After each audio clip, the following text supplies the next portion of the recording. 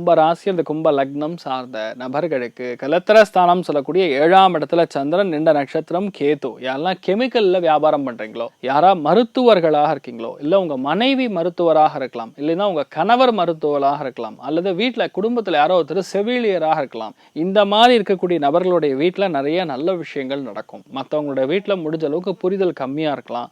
இன்றைய நாளை பொறுத்த வரைக்கும் மற்றவங்க சொல் பேச்சு கேட்டு நம்ம எடுத்து செயல்படுறது நல்லது. ஏன்னா ரொம்ப அதிகமான ஞானத்தை கொடுத்திருக்கக்கூடிய நிலைமைகள் இன்றைய நாள் ஏற்படுகிறது. கொடுக்கல் வாங்கல், விட்டு கொடுத்து போறது, இது எல்லாம் சர்வ சாதாரணம் நடக்கும். எதுக்காகவும் யாருக்காகவும் நீங்க தயங்க வேண்டிய அவசியம் கிடையாது. சந்திர பலம் இருக்கும் பொழுது என்ன பாதிப்பு? சந்திரன் நேரடியா உங்களை தான் பார்க்கிறார்.